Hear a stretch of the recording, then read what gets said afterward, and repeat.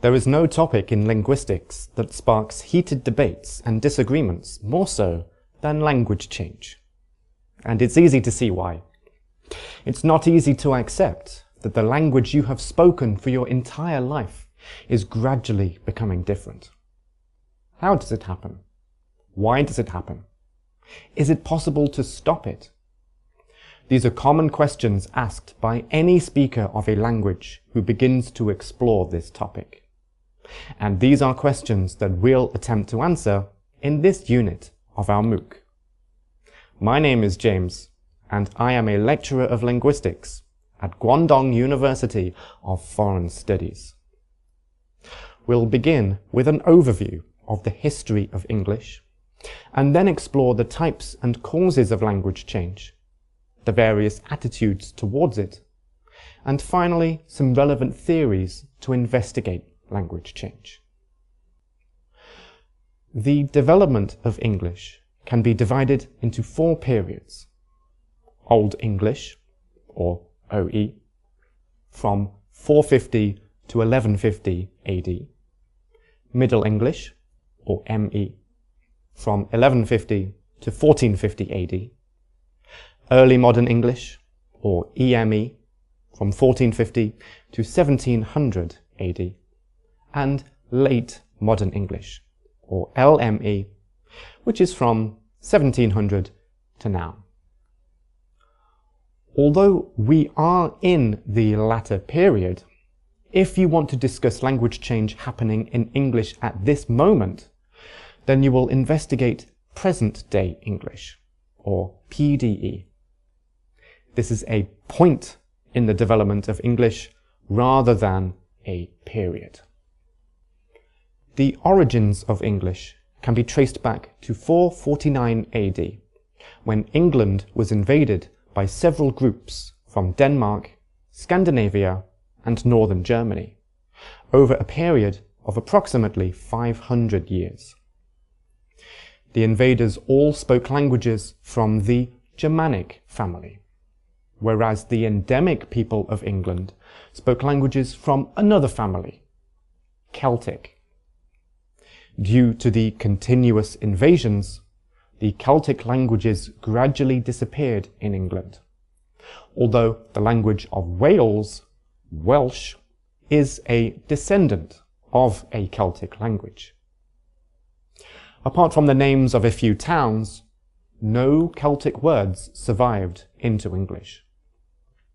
Regarding Old English words, several have survived into present-day English, such as love from lufu, wife from whiff, cold from cald, and black, which was black.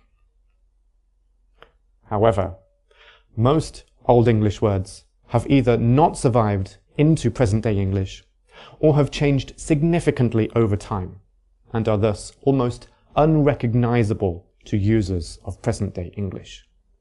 In addition to vastly different vocabulary compared to present-day English, Old English grammar is also completely different from present-day English. Whereas present-day English has fixed subject-verb-object, or SVO, word order with few inflectional affixes, Old English's word order was flexible, although it did often use SOV, subject-object-verb, and its library of inflections was huge. These are affixes which provided important grammatical information about the word they were attached to.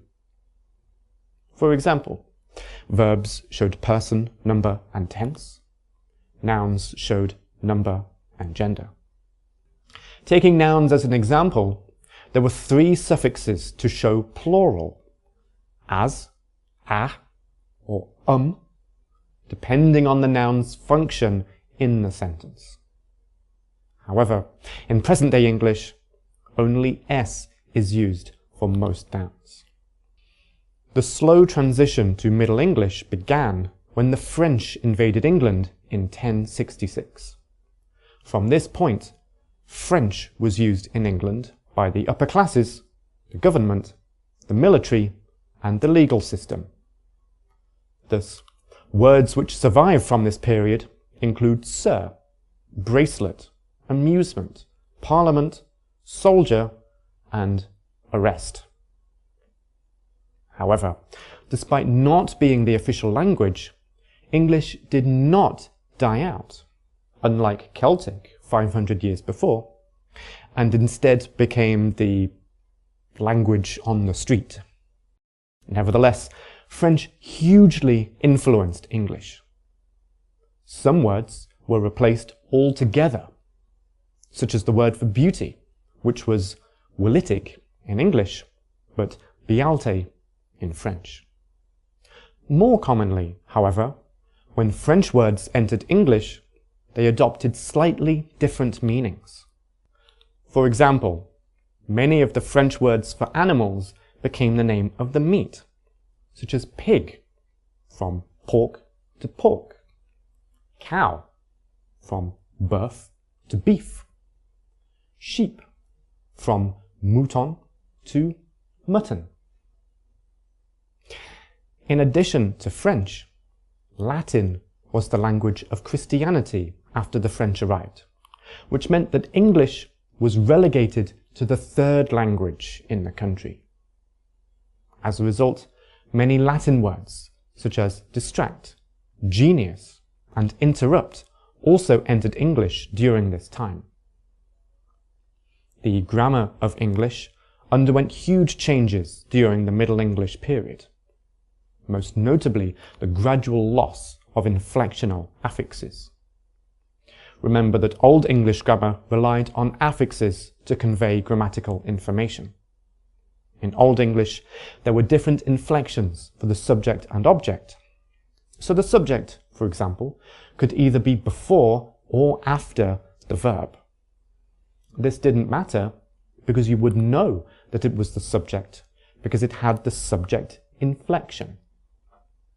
When these inflections started to disappear, word order became more fixed because it was the only other way to identify the subject and object.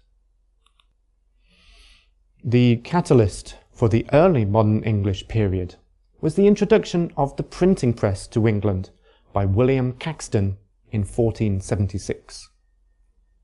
Although Bi Sheng created the world's first printing system 600 years before, Caxton's system was invented in Germany and subsequently brought to England. This was a huge step towards the standardization of English, which is the creation of one official correct version of the language, which is referred to as Standard English.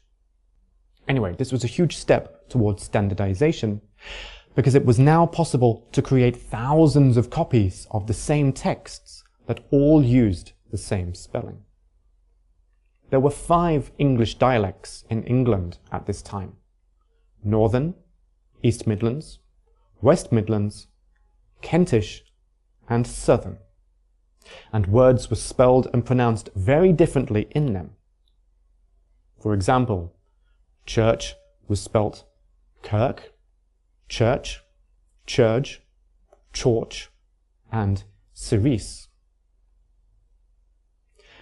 Caxton chose the East Midlands dialect to become the standard version, as this dialect was already used by the upper classes, universities, and the government. Eventually, the standard version spread across the country, and the dialects, with their vastly different spellings, gradually began to disappear.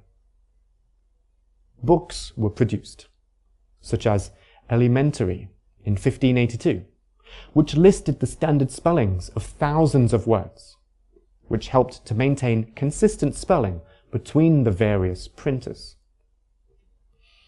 As written English was now widely accessible to everyone, the printing press was largely responsible for the growth of education and literacy. There was a huge growth in vocabulary during this period, from various sources.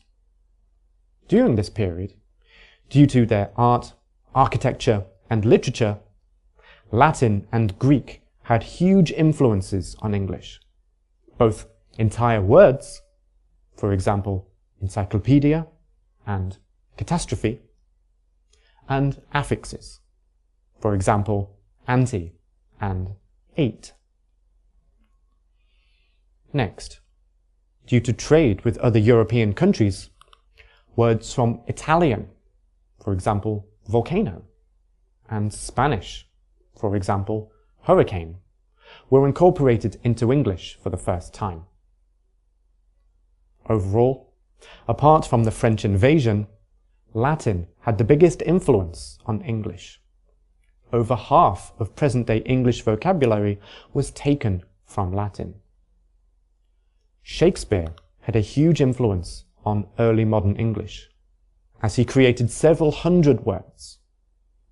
Some were brand new, for example, gnarling, whereas others were created by adding affixes to existing words, or converting a word into another grammatical category, for example, using a noun as a verb. Regarding phonology, the biggest change to English pronunciation happened over about 200 years during this period. All long vowels changed. It is known as the Great Vowel Shift, or GVS.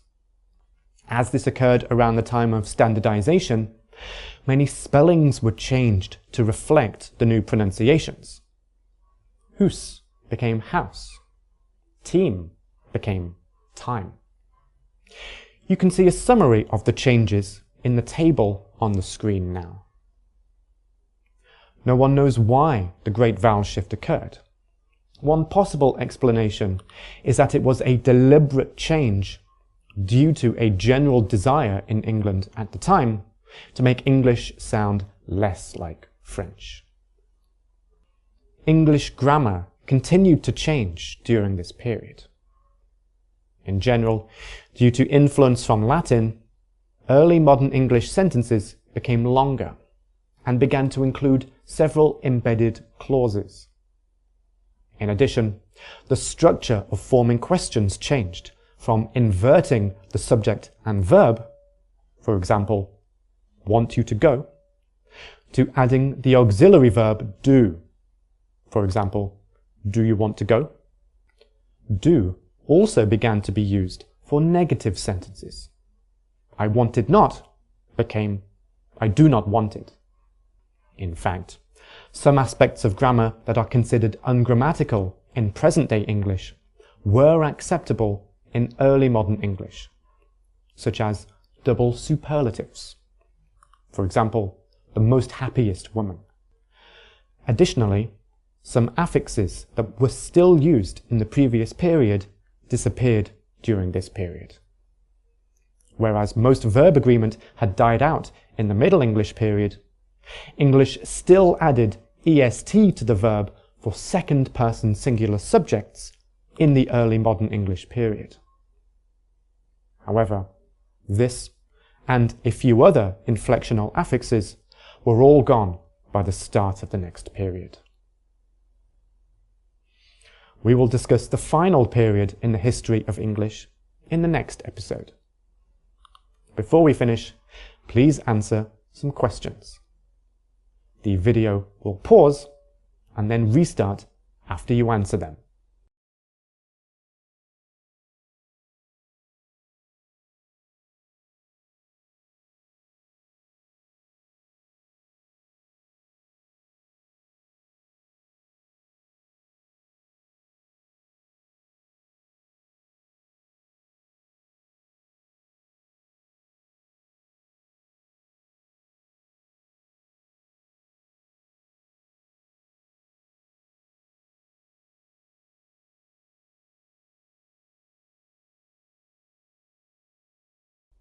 Thank you for watching.